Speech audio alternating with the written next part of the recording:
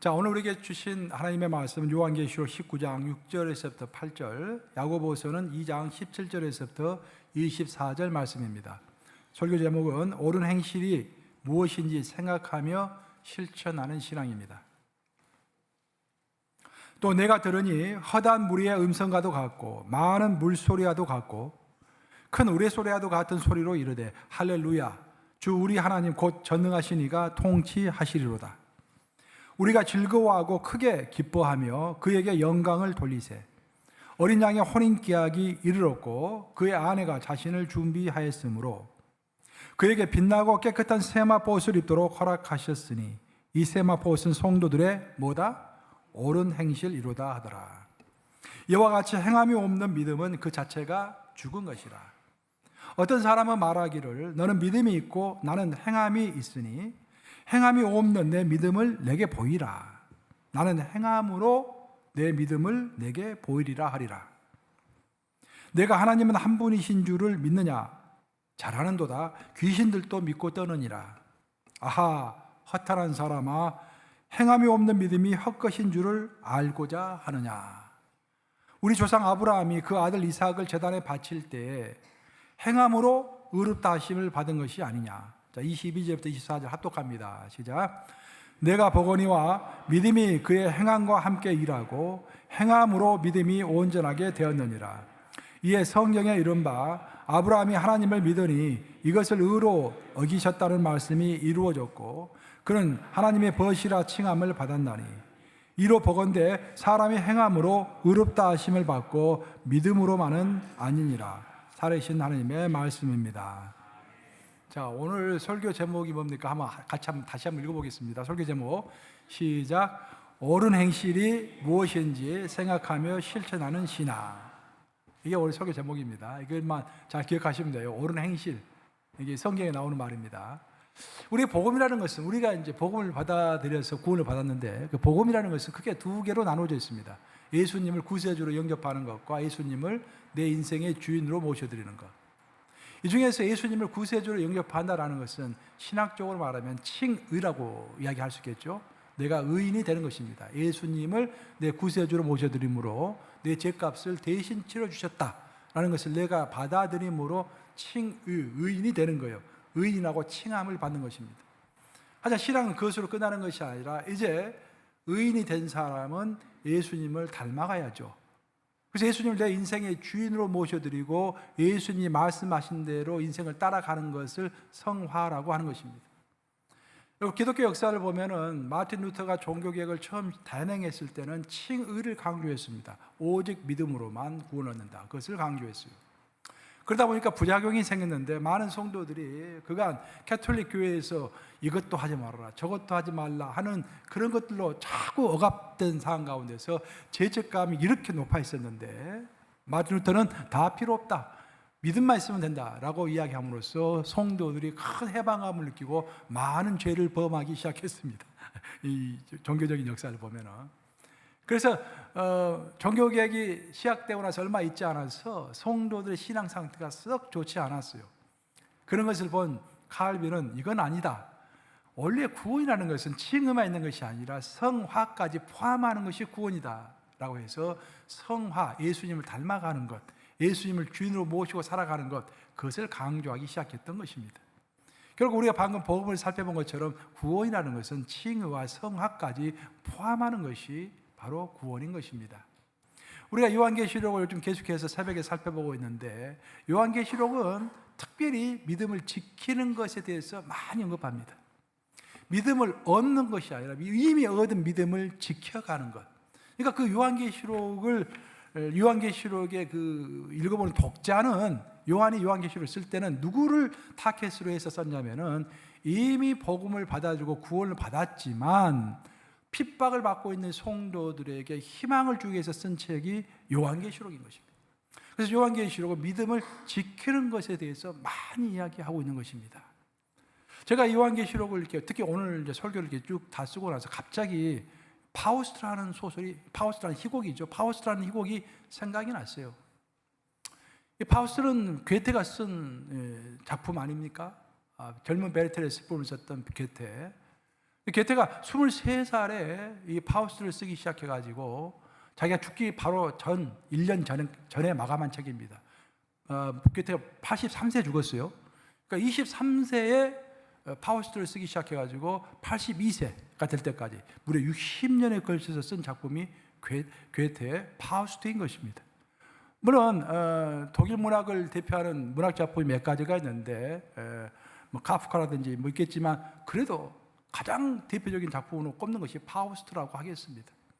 그 파우스트에는 그 주인공 파우스트를 잘 묘사하는 아주 사람들이 회자가 되는 그런 한 구절이 있습니다. 이런 구절이 나와요. 인간은 노력하는 한 방황하기 마련이다. 인간은 노력하는 한 방황하기 마련이다. 노력과 방황은 뗄래야 뗄 수 없는 어떤 인과관계를 갖고 있다는 거예요. 일단 함께 간다 그런 말입니다. 상식적으로 생각하면 우리가 노력하면 방황하지 않을 것 같은데 이상하게 노력하면 노력할수록 방황을 한다는 것입니다. 왜 그럴까? 내가 가고 있는 인생길이 정말 옳은 길인지 옳지 않은 길인지 그것을 확신할 수 없기 때문에 노력을 하면 할수록 사람은 방황을 한다는 것입니다. 노력하지 않으면은 내가 잃을 것도 별로 없잖아요. 그러니까 별로 고민하지 않아요. 근데 내가 오늘 누릴 것을 누리지 않고 열심히 인생을 살아. 오늘 쓸 것을 쓰지 않고 열심히 저축을 해. 열심히 일을 합니다. 근데 이것이 잘못되면은 엉뚱한 방향으로 가서 열매가 없으면 큰일 나잖아요. 그래서 노력하면 할수록 내가 가고 있는 방향이 옳은가라고 고민한다라는 그런 말입니다. 신앙도 똑같습니다. 신앙에서 고민이 없는 사람은 이미 헌신하지 않는 사람이 고민이 없는 거예요. 내가 정말 내 물질을 바치고 내 시간을 바치고 내 인생과 청춘을 바쳐서 이렇게 하나님을 위하여 헌신하면은요 고민할 수밖에 없는 것입니다. 내가 가고 있는 이 길이 옳은 길인지 고민할 수밖에 없는 것입니다. 그런 측면에서 요한계시록은 굉장한 책이라고 하겠습니다. 왜냐하면 우리의 고민을 덜어주기 때문입니다. 명확하게 인생의 방향을 말해주고 있기 때문입니다. 요한계시록 여러분들 새벽에 지금 강의하고 있지만 평생에 걸쳐서 잘 이해를 하도록 하세요. 왜냐하면 요한계시록이야말로 우리가 가야 할 길을 아주 운유적으로 표현한 것이 아니라 직설적으로 딱 설명하고 있기 때문입니다. 제가 얼마 전에 우리 친구 목사님들하고 같이 2명, 우리 3명이서 롱아일랜드에 있는 쉬는 날에 숲속길을 걷게 되었어요. 숲속길을 걸으면서 여러 가지 대화 가운데서 이제 걸어갔는데 롱아일랜드에 있는 숲이 크지 않으니까 별 생각 없이 그냥 길 따라서 이렇게 대화를 하다 보니까 길 잃어버린 거예요. 길 잃어버려가지고 큰일 났다. 그래가지고 그래도 금방 찾겠지 하고 여기저기 왔다 갔다 했는데 찾을 수가 없습니다. 차를 파킹시켜 두었던 파킹랏으로 갈 수가 없는 거예요. 그래서 우리 3명 목사님이 모여가지고 상의를 했습니다. 어떻게 할까? 우리의 결론은 이 숲이 별로 크지 않으니까 한 길로 쭉 걸어가자. 그럼 마지막에 나올 거 아니냐? 어찌됐든 나올 거 아니냐? 그게 그럴싸한 것 같아요. 그래서 3명이서 한 길을 딱 선택해가지고 한 방향을 선택해가지고 계속 갔습니다. 그 길로 쭉 갔더니 아니나 다를까 한참 가다 보니까 차 소리가 들리고 도로가 딱 나오는 거예요. 거기서 핸드폰 꺼내가지고 우버 택시를 불렀습니다. 그래서 우버 택시를 타고 우리가 차를 파킹시켜두었던 파킹락까지 간 거예요. 저는 이런 경험이 바로 우리의 인생 이야기와 똑같다고 생각합니다. 우리 인생이 그런 것입니다. 내가 숲이 크지 않다고 했지 않습니까? 우리 인생도 길지가 않습니다. 저는 어렸을 때는 인생이 참 길다고 생각했는데 벌써 제 나이만 들어도 인생이 짧다라는 생각이 듭니다. 그건 80, 90 되시는 분들은 오죽하겠어요. 인생이 짧다라고 말씀하시겠죠. 그렇죠? 이 짧은 인생을 살면서도 우리는 여러 번 인생에서 길을 잃어버리는 것입니다. 처음에 아주 젊은 나이 20대 때, 30대 초반 때 내 소신도 있죠. 나는 이런 인생을 살 것이다. 저렇게 희시하게 살지 않을 것이다. 다 포부를 가지고 인생을 시작합니다. 사실 가다가 길을 잃어버리는 거예요. 내가 길을 알 수 없기 때문에 다른 사람들이 좋은 길이라고 하는 그런 길을 나도 모르게 따라가게 되는 것입니다. 시류에 휩싸이게 되는 것이죠. 그러면서 엉뚱한 곳에 이르는 그런 인생을 살다가 죽음을 앞두고 나서 또 나이가 들어서 내가 더 이상 몸이 온전하지 못할 때 그때서 후회를 하는 것입니다. 사랑하는 여러분, 이런 혼란에서 빠져나올 수 있는 방법이 무엇일까요? 그것은 한쪽 방향으로 끊임없이 쭉 걸어가는 것입니다. 한쪽 방향으로 쭉 걸어갈 때만이 사는 길이 나오는 것입니다. 아멘 하십니까 여러분? 근데 그 한쪽 길이, 우리가 그 한쪽 길을 좌로나 우로나 치우치지 않고 끝까지 가려면은 내가 가고 있는 이 길이 옳은 길이다라는 확신이 있어야 할 거 아니에요. 내가 가는 길이 진짜로 누가 뭘 하든지 이 길은 옳은 길이다라는 확신이 없기 때문에 시루에 휩쓸리고 가다가도 멈추고 멈추다가도 하다가도 불평하고 왔다 갔다 하게 되는 것입니다. 바로 그런 의미에서 요한계시록이 위대한 책인 것입니다. 왜냐하면 요한계시록은 우리가 어떤 방향으로 가야 할 것인지를 너무도 직설적으로 명확하게 이야기해주고 있기 때문입니다. 요한계시록은 뭐 딱 두 가지로 이야기하는 거예요. 우리는 이 방향으로 인생을 살아야 한다. 모든 믿는 자들은 이 방향으로 인생을 삶으로써 믿음을 지킬 수가 있고 끝내는 승리할 수 있는 것이다. 사는 길로 가는 것이다. 그 두 가지를 이야기하는 거예요. 그 두 가지가 뭐냐? 첫째, 우리는 우리의 신앙생활이라는 것은 예수님의 예비 신부로서 어린 양과의 혼인잔치를 준비하는 과정이다 라는 것을 잊지 말라라는 거예요. 나는 예수님의 거룩한 신부가 되기 위하여 현재 예수님의 약혼자로서 예수님과의 결혼식을 준비해가고 있는 그런 가정 가운데 살고 있는 사람이다라는 것을 잊지 말라라는 것입니다. 두 번째는 어제 우리가 함께 살펴본 것처럼 모든 인간은 결국 부활의 몸을 입고 마지막 심판 때에 서게 된다는 것입니다. 신보자라고 됐죠. 백보자라고 됐습니다. 백보자 심판 때 우리 예수님이 백보자에 앉으셔가지고 우리 모두를 심판하신다라는 거예요. 그래서 우리가 하루하루 살아가는 과정은 그 심판을 예비하고 준비하는 과정이다라는 것입니다. 심판할 때는 책이 두 종류의 책이 있다고 그랬죠. 하나는 단수이고 하나는 복수입니다. 단수로 나오는 책은 생명책이라고 그랬습니다. 예수님 앞에 생명책이 놓여 있는데 그 책 안에는 구원받은 자들 이름이 다 적혀 있다고 되어 있습니다. 거기에 내 이름이 적혀 있지 않으면 나는 끝장이 나는 것입니다. 반면에 복수의 책이 나오는데 그것은 생명책이라고 했습니다. 모든 사람이 각자의 생명책을 갖고 있는 거예요. 나 강원군은 내 강원군의 생명책을 갖고 있는 것, 생명책이 아니라 행위책을 갖고 있는 것입니다. 생명책이 아니라 행위책. 그래서 오늘 내가 여러분 앞에서 설교하고 내 마음으로 분노하고 내 마음으로 기뻐하고 하나님을 사모하고 그 모든 것들이 내가 행동하고 생각하는 모든 것들이 어디에 적힌다?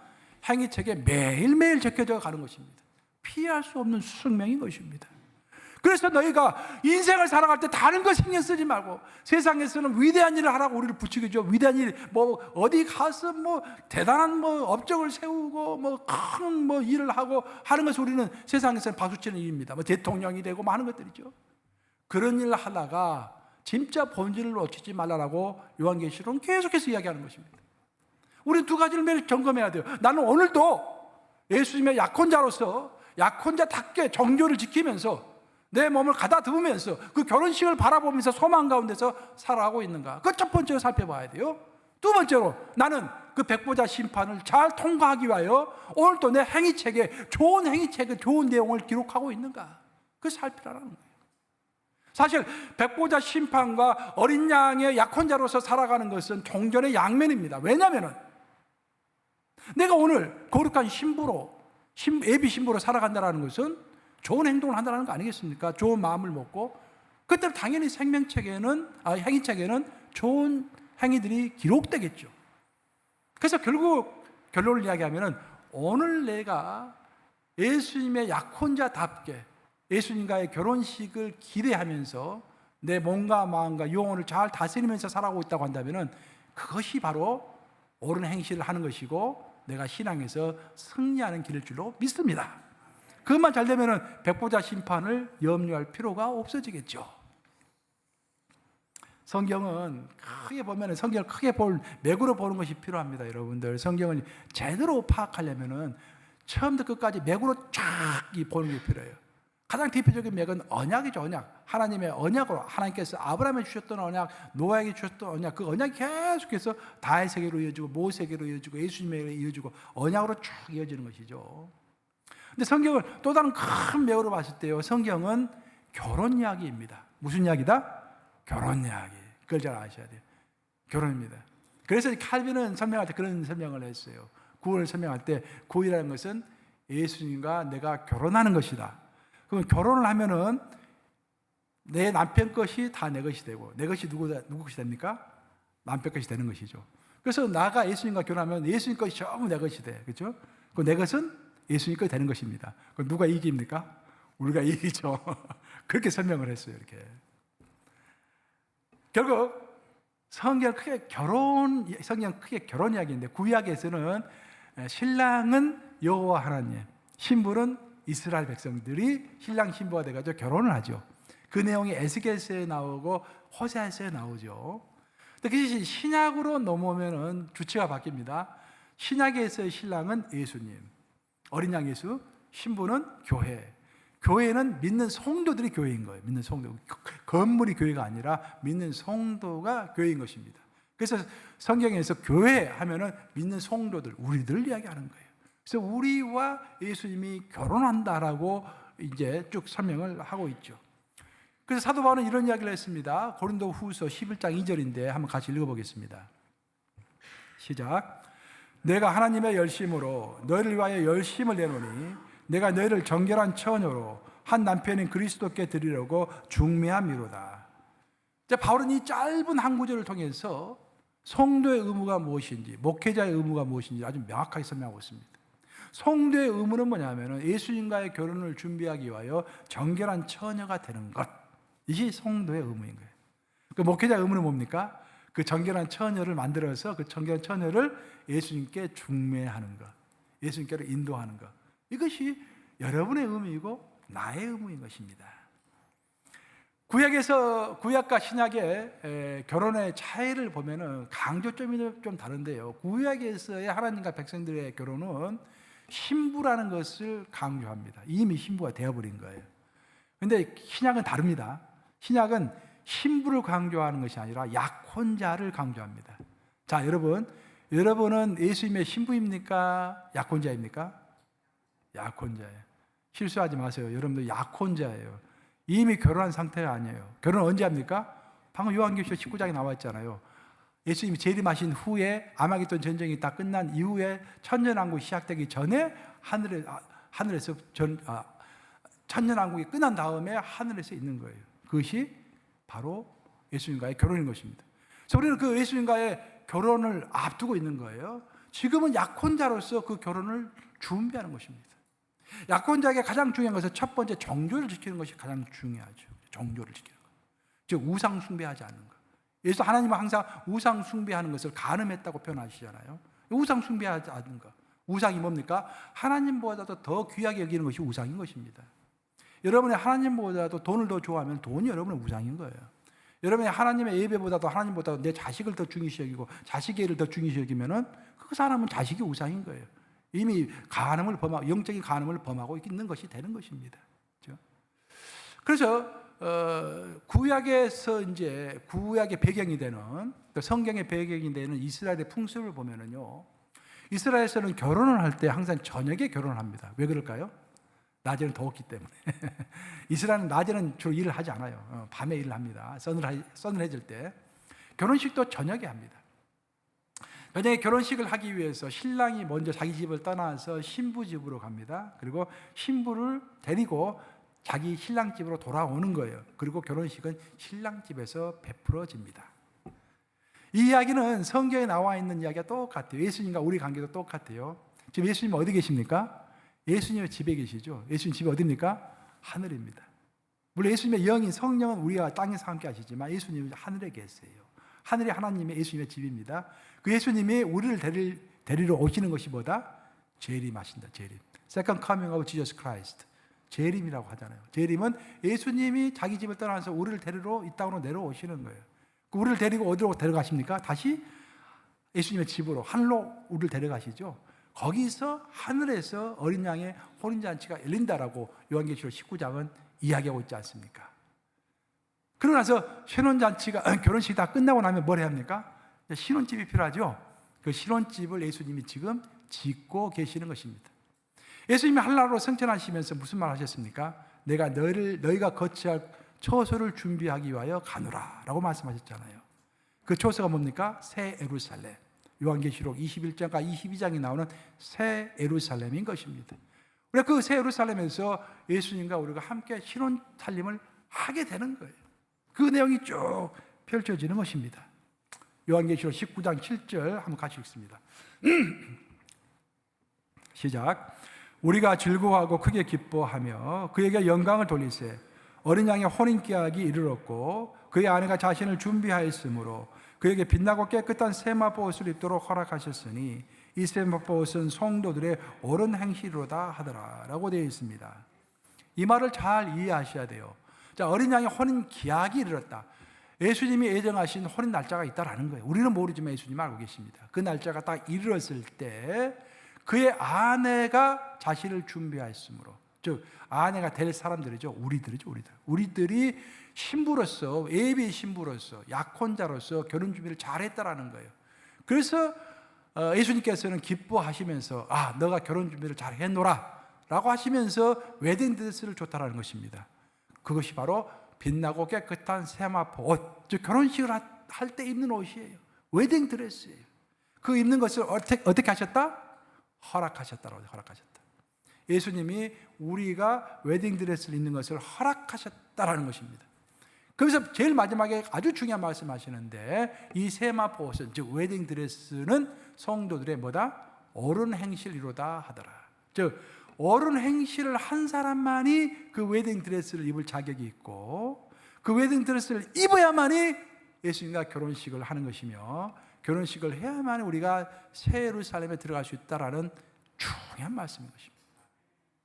그런데 우리 보통 우리 한국 사람들은 한국적인 신앙에서는 일단 우리 구원만 받으면 끝이라고 보통 생각하잖아요. 과연 그럴까요? 아까 제가 루터와 캘빈 이야기를 해줬죠.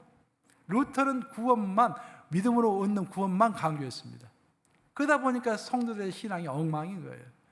그래서 캘빈은 성화를 강조하기 시작했습니다. 그래서 우리의 구원이라는 것은 칭의뿐만 아니라 성화까지, 예수님을 닮아가는 것까지 포함한다 라고 이야기했던 것입니다. 이로써 우리는 오늘 설교의 핵심에 이르게 됩니다. 오늘 설교의 핵심은 옳은 행실입니다. 과연 옳은 행실이라는 것은 무엇일까?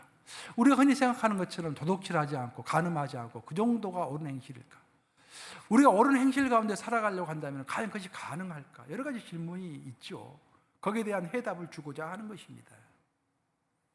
먼저 옳은 행실에 대해서 성경은 어떻게 얘기하는가? 그것부터 우리가 잘 이해를 해야 할 것 같아요. 야고보서 한번 살펴보겠습니다. 2장 22절 한번 같이 읽습니다. 시작. 내가 보거니와 믿음이 그의 행함과 함께 일하고 행함으로 믿음이 온전하게 되었느니라. 자, 믿음이 행함과 함께 일한다라고 되어 있습니다. 믿음과 행함은 따로 국밥이 아니라 뭐다? 비빔밥이다. 믿음과 행함은 따로 국밥이 아니라 비빔밥이다. 근데 많은 사람은 따로 국밥으로 생각을 해요. 믿음은 훨씬 중요하고 행위는 중요하지 않다. 믿음만 있으면 천국 간다라는 생각을 많이 합니다. 근데 오늘 본문을 보시면 절대 그렇지 않다라고 야고보가 명확하게 이야기합니다. 그렇죠? 믿음이 그의 행함과 함께 일하고 그 밑에 뭐라고 되어 있습니까? 행함으로 믿음이 온전하게 되었느니라. 영어적 표현을 보면은 complete이라는 표현, complete. 우리의 믿음이 온전하게 되려면 성경은 온전한 믿음에 대해서 이야기 많이 하잖아요. 온전한 믿음, 반쪽 믿음이 아니라 온전한 믿음. 그러니까 믿음도 여러 가지 종류잖아요. 불완전한 믿음, 잘못된 믿음, 반쪽 믿음, 여러 가지 믿음이 있잖아요. 성경이 말하는 믿음은 온전한 믿음을 이야기하는 거예요. 성경은 항상. 그럼 그 온전한, 컴플리트한 믿음은 어떻게 얻는 것인가? 행함이 반드시 따라가야 한다는 것입니다. 믿음은 행함을 이미 포함한다는 거예요. 이 말은 무슨 말이냐면 우리가 예수님을 영접할 때 이미 우리는 선언을 했습니다. 예수님의 뜻대로 내 인생을 살아가겠습니다. 이미 선언을 했잖아요. 우리가 예수님의 뜻대로 행동하기로 선언을 이미 한 것입니다. 그래서 우리가 고백한 믿음에는 우리 행위가 이미 다 포함되어 있는 것입니다. 그러면서 야고보 사도는 결정적인 이야기를 한 가지 더 하고 있는데 야고보서 2장 19절에서 또 20절 한번 같이 읽어보겠습니다. 시작. 내가 하나님은 한 분이신 줄을 믿느냐? 잘 아는도다. 귀신들도 믿고 떠느니라. 아하, 허탄한 사람아, 행함이 없는 믿음이 헛것인 줄을 알고자 하느냐? 이야, 믿음 자랑하지 말라는 거예요. 믿음은 귀신들도 있다라는 것입니다. 사탄도 믿음이 있다라는 것입니다. 믿음이 없는 사람이 없어요. 다 예수님 믿는다라는 것입니다. 그런데 귀신이 믿는 믿음과 우리가 갖는 믿음이 차이가 뭐냐면은 귀신은 믿기는 하지만 예수님을 믿기는 하지만 예수님의 뜻대로 살지를 않아요. 근데 우리들은 예수님을 믿을 뿐만 아니라 예수님을 믿기 때문에 예수님이 말씀하신 대로 따라서 살아가는 것입니다. 행위로 살아가는 것입니다. 만약 우리가 믿는다고 고백하면서도 행함이 없다라고 한다면은 뭐라고 그랬습니까? 행함이 없는 믿음이 뭐다? 헛것인 줄을 알고자 하느냐. 한번 그 말씀 다시 한번 떼보실래요? 한번 제 밑에 빨간색으로 박스 부분 제일 밑에 부분 같이 읽습니다. 시작. 행함이 없는 믿음이 헛것인 줄을 알고자 하느냐. 그렇죠? 그러면 구체적으로 지금부터는 우리가 어떻게 해야 옳은 행실을 할 수 있을까? 그것을 한번 살펴보고자 합니다. 자, 우리가 어떻게 해야 옳은 행실을 가지고 살 수 있을까? 모든 것을 종합해서 아주 간단하게 이야기하면 제일 중요한 것은 뭐냐면은 하나님의 주권을 인정하는 것에서부터 시작한다는 것입니다. 우리의 믿음은 하나님의 주권을 인정하는 것에서부터 시작을 해야만이 우리가 옳은 행실을 할 수가 있습니다. 오늘 많은 사람들이 가장 좋아하는 단어 중에 하나가 자유라는 말과 주권이라는 말입니다. 내 주권은 주인이 된다 그런 말이죠. 내 인생에 내가 주인이 돼서 내 마음대로 살아가는 것. 사실 제가 목회를 해보니까 교회도 그런 것 같아요. 많은 성도들이, 많은 성도는 아니지만 어떤 성도들은 그렇게 생각하는 것 같아요. 내가 이 교회에서 주권을 쥐고 내가 자유롭게 할 수 있는 것, 그것이 교회가 아니면은 내가 이 교회에서 그걸 할 수 없다면 다른 교회에 가서 그것을 이루리라. 그 생각하는 성도들이 많은 것 같아요. 보면은. 근데 그렇게 생각을 하면은 여러분들, 그 이미 그 인내와 순종을 우리가 배워가야 하는 거 아니겠습니까? 성경에서. 성경에서 우리가 예수님을 닮아간다 할 때 예수님의 첫 번째 덕목이 순종 아닙니까? 자기가 하고 싶은 것을 내려놓고 성부 하나님께서 원하시는 것을 했던 것을 순종이라고 하죠. 그 순종하기 위하여 예수님은 십자가에서조차도 인내하셨지 않습니까? 그래서 우리가 예수님을 닮아간다고 하는 것은 인내와 순종을 이루어가는 것입니다. 그런데 우리가 내가 주권을 가지고 내가 자유롭게 하고 싶다 해가지고 뛰쳐나가면은 이미 그 사람은 인내와 순종의 덕을 깨고 있는 것입니다. 그런 측면에서 우리가 잘 생각을 해봐야 돼요. 내 생각이 옳은 것인지. 오늘날 이 세상에는 두 가지 주권이 있다고 하겠습니다. 가장 대표적인 주권이 국민 주권이 있고 국가 주권이 있죠. 국민 주권이라는 것은 국민이 주인이다라는 거예요. 이 나라의 주인이다라는 거예요. 프랑스 대혁명에서부터 이 이론이 시작됐죠. 오늘날 대부분의 나라들이 헌법에서 명시하고 있는 주권입니다. 국민 주권. 반면에 국가 주권이 있죠. 독일의 간념론에 따른 것입니다. 즉 국가가 제일 위에 있고 국민들은 국가를 위해서 있고 국가를 위해서 살아야 한다는 거예요. 독재적인 형태죠. 오늘날에도 베네수엘라 같은 나라는 국가 주권을 주장하고 있죠. 이 세상에는 이렇게 국민 주권, 국가 주권 이 두 가지를 이야기하지만 우리 크리스천들은 아니에요. 우리는 국민 주권도 아니고 국가 주권도 아니고 무슨 주권이다? 하나님의 주권인 줄로 믿습니다. 근데 여러분들 주권을 생각할 때 세상에서는 국민 주권을 이야기하고 국가 주권을 이야기하잖아요. 근데 여러분 제가 봤을 때는 오늘날 대부분의 사람들은 그것보다도 훨씬 더 중요하게 생각하는 것이 있는데 그것은 내 주권을 중요하게 생각하는 거예요. 내 주권. 주권은 뭐다? 주인이라는 말의 주권. 내가 주인이 되는 거. 다 필요 없어. 내가 주인이 돼야 돼. 그죠? 내가 만족이 없으면 예배가 뭐고 다 필요 없는 거야. 하나님이 뭐고 다 필요 없는 거야. 예배도 나를 위해서 있는 것이고, 교회 다니는 것도 내 행복을 위해서 있는 것이고, 회사 다니는 것도 오로지 내 유익을 위해서 있는 거야. 회사가 어렵든 말든 뭐 다 필요 없어. 일단 내가를 위해서 회사가 있는 거야.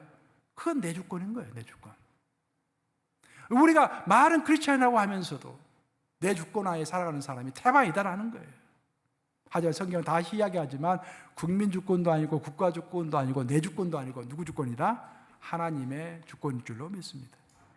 내가 하나님의 주권 안에서 살아가겠다라고 마음을 먹는 순간부터 여러분은 이미 옳은 행실 가운데 있는 것입니다. 성경에서 말하는 옳은 행실은요, 뭐 조그맣게 미시적으로 뭐 도둑질하지 않고 뭐 그런 것들 이야기하는 게 아니에요. 뭐 그것도 옳은 행실이죠. 그것보다 훨씬 더 포괄적으로 성경에서 이야기하고 있는 것은 하나님의 주권을 인정하라라는 거예요. 하나님의 주권을 인정하면 그 순간부터 내가 무슨 행동을 해야 할 것인지 자동적으로 해답이 나온다라는 거예요. 방향이 잡혀있기 때문에 내가 그 길로 쭉 가면은 살 길이 나온다라는 것입니다. 내가 방향을 잡을 때 어떻게 잡아야 할 것인가? 하나님의 주권을 인정하면서부터 내 신앙의 갈래잡이를 해야 한다라는 것입니다. 하나님의 주권을 인정하는 것이 그렇게 중요한 것입니다. 성경을 읽어보면은 하나님의 주권을 인정함으로 인해서 하나님으로부터 크게 칭찬을 받았던 사람이 있는데 그 사람이 다윗입니다. 다윗. 자, 여러분 우리가 읽는 구약 성경하고 유대인들이 읽는 성경이 내용이 똑같습니다. 유대인들이 읽는 유대인들은 신약이 없죠. 구약만 갖고 있죠. 그 성경 내용하고 우리가 지금 갖고 있는 이 성경 구약 내용하고 내용이 똑같아요. 근데 그 배열은 다릅니다. 배열은. 자, 우리가 읽는 구약 성경의 맨 첫 번째 책이 뭡니까? 창세기. 그러면 유대인들이 읽는 제일 첫 번째 책이 뭘까요? 거기도 창세기. 근데 그 다음부터 좀 달라지기 시작해요. 그럼 제일 마지막, 우리가 읽는 성경의 제일 마지막 책이 뭡니까? 뭐라고요? 왜 자신이 없는 것 같아? 말라기예요. 할렐루야. 이 정도는 뭐 당연하지, 말라기.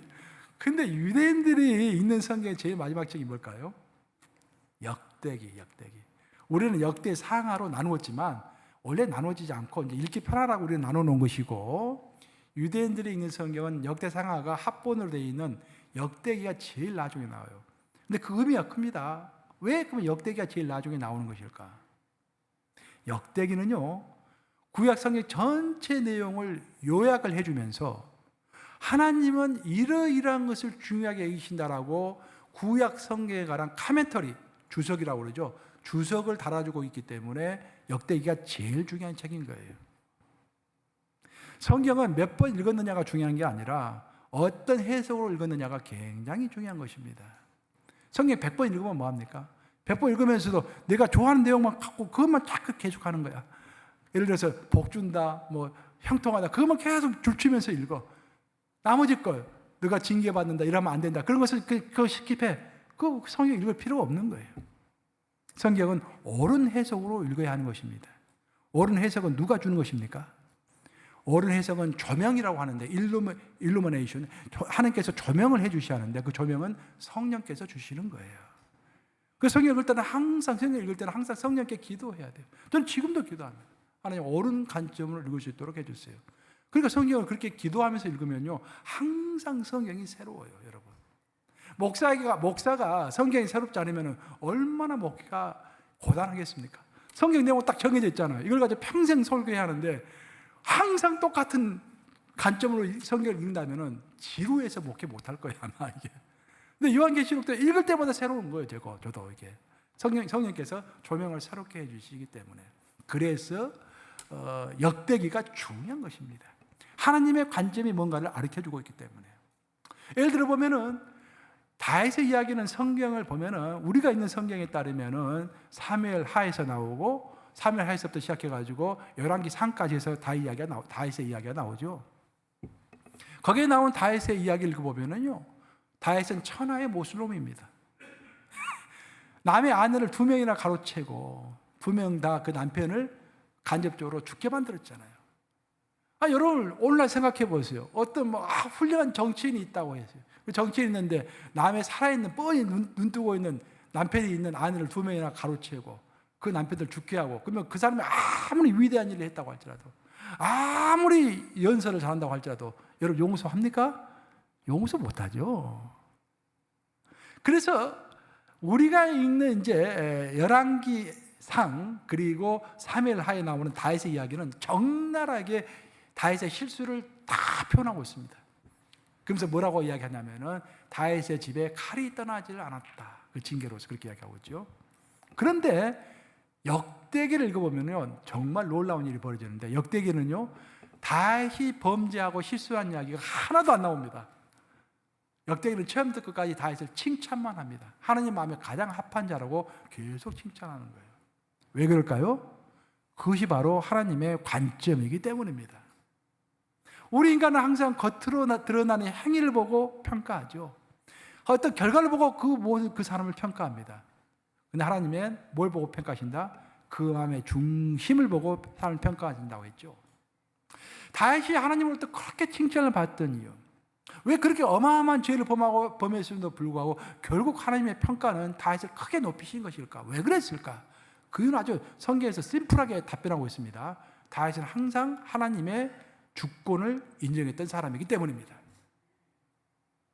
다윗이 아들 압살롬에게 쫓겨가지고 피난길에 들어섰을 때 시므이라는 사람이 나와가지고 돌을 던졌죠. 돌을 던지고 모래를 던지면서 다윗에게 욕을 했습니다.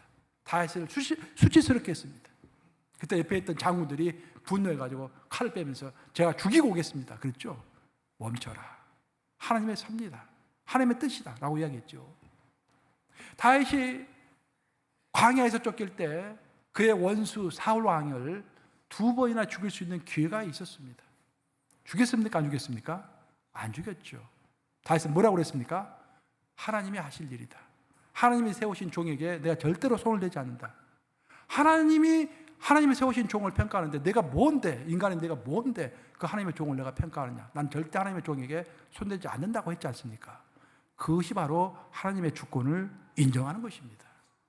하나님은 그것을 크게 생각하신 거예요. 그래서 다윗을 아주 성인 군자로 복의 복을 더하여 주셨던 것입니다. 이렇게 다윗은 일상의 삶 가운데서 하나님의 주권을 철저하게 인정함으로 이미 옳은 행실 가운데서 살아가고 있었던 것입니다. 그런 축복이 여러분들에게도 있기를 주님의 이름으로 축원합니다. 이제 말씀을 마무리합니다. 예수님과의 혼인잔치에서 입을 웨딩드레스를 얻기 위해서 옳은 행실의 삶을 살아야 한다라고 요한계시록의 본문은 말하고 있죠. 자, 옳은 행실이 있어야만이 우리가 웨딩드레스를 얻을 수 있고 그 웨딩드레스를 입어야만이 예수님과 결혼할 수 있고 예수님과 혼인을 치러야만이 새 예루살렘에 들어갈 수가 있는 것입니다. 그것이 성경의 구조예요. 그래서 제일 출발점, 옳은 행실을 우리가 성취해야 하는 것입니다. 옳은 행실을 따라가야 하는 것입니다. 그럼 옳은 행실의 삶은 어떤 삶일까? 요약해서 이야기하면 첫째, 우리가 정리해서 이야기하면 첫째로 우리가 기억해야 할 것은 믿음과 행실은 따로국밥이 아니라 뭐다? 비빔밥이다. 항상 기억하셔야 돼요. 믿음은 중요하고 행실은 중요하지 않다. 그거 아닙니다, 여러분. 그거 잘못된 신앙이에요. 우리가 보통 그렇게 생각하잖아요. 잘못된 신앙이다라는 거예요. 믿음과 행실은 항상 오늘 야고보서 본문 집에 가서 다시 한번 쭉 읽어보세요. 믿음과 행실은 항상 함께 가는 비빔밥이다. 두 번째, 옳은 행실을 위해서 가장 먼저 해야 할 것은 하나님의 주권을 인정하는 것이다. 하나님의 주권을 인정하면 자연스럽게 우리는 옳은 행동을 하게 되어 있다는 거예요. 내 주권이 아닙니다. 하나님의 주권을 인정한다. 항상 하나님이 옳으신 거예요. 항상 하나님이 나보다 우선적이어야 하는 것입니다. 그리고 마지막 세 번째 한 가지를 더 이야기 드리고 제가 소개를 마치고자 하는데 세 번째로는 옳은 행실이라는 것은 하나님의 목적을 이루어드리는 것이 옳은 행실이다라는 것입니다. 내 목적으로 인생을 사는 것이 아니라 하나님의 목적을 이루어드리려고 노력하면서 살아갈 때 우리가 이미 옳은 행실 가운데 있는 거예요. 자, 제가 아주 오래전에 우리 작은 딸이 대학교를 입학했을 때 들어갈 때 선물 하나 해주고 싶었어요. 그 선물을 이게 크리스찬 이제 북소 같은 데 가서 인터넷에서 쭉 찾아보니까 영국 황실에서 썼던 컵이 아니라 그 컵을 모방한 컵이 있더라고요. 색깔이 화려하고 입으로 닿는 부분은 금색으로 이렇게 도금이 되어 있고 그 성경 구절이 탁 써져 있고 딱 봐도 아주 귀한 컵 같아요. 이거다 해가지고 샀는데 한 30불인가 40불인가 보통 그것보다 한 2배 정도 비쌌던 것 같아요. 2-3배 비싼 것 같아요. 그 컵을 샀어요. 그 컵을 사서 이제 편지를 썼습니다. 딸에게. 그렇게 썼어요. 사랑하는 딸아, 너가 어디에 있든지 이 컵으로 물을 마실 때마다 너는 왕비처럼 귀한 사람인 것을 기억해라. 너의 아빠는 항상 너를 가장 사랑하는 사람임을 기억해라. 그리고 하나님의 딸로서 당당하게 행동해라. 이 편지를 썼어요. 그걸 보냈습니다. 그럼 제가 원하는 것은 뭡니까? 자, 물론 그 컵은요, 겉으로 봐서 아주 아름답습니다. 좋은 색깔을 가지고 있고 멋있습니다. 그리고 그 컵은 멋있을 뿐만 아니라 물을 담는 기능적인 역할을 합니다. 하자 그 컵을 선물로 주는 아빠의 심정에서는 딸이 이 컵 좋네? 그 컵 물 마실 수 있네? 그것만 생각한다면 얼마나 소원하겠어요. 아빠는 뭘 원하는 것입니까? 아빠의 마음을 알아주기를 원하는 것이죠. 그 컵을 주는 아빠의 목적을 알기를 원하는 거 아니겠습니까? 바로 신앙이 그런 것이다라는 거예요. 우리의 인생은 보통 시간과 물질과 에너지로 구성되어 있다고 보통 이야기를 하죠. 우리는 보통 하나님 우리의 물질을 채워주시고 에너지를 채워주시고 우리에게 또 우리에게 시간을 활용하게 해주시고 그런 기도를 합니다. 근데 그것으로만 끝난다면 하나님이 섭섭하시죠. 우리의 인생은 시간과 물질과 에너지로만 구성되어 있는 것이 아니라 그게 플러스 알파 하나가 되어 있는데 그것이 바로 하나님의 목적이다라는 것입니다. 우리를 만드시고 인도하시는 목적이 있다는 것입니다. 그 하나님의 목적이 무엇일까? 그걸 고민하면서 행동에 옮길 때 그것이 바로 옳은 행실 가운데 있는 증거가 되는 것입니다. 우리 함께 마태복음 7장 21절과 23절 한까지 읽어보겠습니다. 시작. 나더러 주여 주여 하는 자마다 다 천국에 들어갈 것이 아니요 다만 하늘에 계신 내 아버지의 뜻대로 행하는 자라야 들어가리라. 그날에 많은 사람이 나더러 이르되 주여 주여 우리가 주의 이름으로 선지자 노릇하며 주의 이름으로 귀신을 쫓아내며 주의 이름으로 많은 권능을 행하지 아니하였나이까 하리니 그때 내가 그들에게 밝히 말하되 내가 너를 도무지 알지 못하니 불법을 행하는 자들아 내게서 떠나가라 하리라. 정말로 귀한 말씀입니다. 예수님 직접 하신 말씀인데 많은 사람들이 예수님을 주여 주여 한다라는 거예요. 우리도 주여 주여 하죠. 그러면서 예수님을 나름대로 쫓으면서 나름대로 어떤 확신을 가지고 살아간다 이 말입니다. 예수님 안에서 확신을 가지고 목회자가 되기도 하고 선지자가 되기도 하고 또 귀신을 쫓아내기도 한다는 거예요. 또 어떤 확신을 가지고 예수님의 권능을 빌어서 많은 권능도 행한다 그렇게 되어 있습니다. 그런데 예수님은 놀랍게도 한 가지를 지적하셨는데 너희가 한 가지가 부족하다고 이야기하는 거예요. 한 가지가. 그 한 가지가 부족하기 때문에 너희가 지옥에 간다라고 이야기하고 있어요. 오늘 본문 뒤에를 보시면은 이들이 결국 내가 너를 모른다 하시면서 그들이 어둠 가운데서 이빨을 갈 것이다 라고 되어 있지 않습니까? 지옥에 처하게 될 것이다 라고 이야기하고 있겠어요. 그래서 내가 좀 실수를 했다고 하더라도 예수님으로부터 꾸중을 듣는 것까지는 이해가 되는데 이거 한 가지가 없다 해가지고 지옥까지 간다는 것은 너무 심하지 않나? 그런 생각을 우리가 하게 되는 것입니다. 하지만 예수님이 우리를 지옥에 보내신다는데 어떻게 하겠어요? 그 한 가지, 예수님이 봤을 때 부족한 그 한 가지가 뭔가? 그 많은 사람들이 부족했던 게 뭔가? 그것은 바로 아버지의 뜻대로, 아버지의 의도대로, 아버지의 목적대로 행하지 않고 자신의 뜻대로 행한 것입니다. 그 말씀 다시 한번 올려볼래요? 보시면은 제일 위에 뭐라고 했습니까? 자, 내가 읽어드리겠습니다. 나더러 주여 주여 하는 자마다 다 천국에 들어갈 것이 아니요 다만 하늘에 계신 내 아버지의 멋대로 뜻대로 행하는 자라야 천국에 들어간다. 근데 아버지 뜻대로 행하지 않은 자는 어디에 간다? 지옥에 간다라고 이야기하는 거예요. 거기에 우리의 고민이 있는 것입니다. 자, 이 말씀 명심하심으로 부디 내 인생을 향한 하나님의 뜻이 무엇일까 생각해 보시기 바랍니다. 그리고 하나님의 주권을 인정하는 것에서부터 옳은 행실을 시작하는 거예요. 그리고 또 내 상황 속에서 내가 행해야 할 옳은 행실이 무엇일까 항상 고민하며 실천하시기를. 그래서 하나님 백보자 심판들을 잘 통과하고 어린 양의 혼인잔치에서 빛나는 세마포 옷을 입는 저와 여러분들 되시기를 우리 주님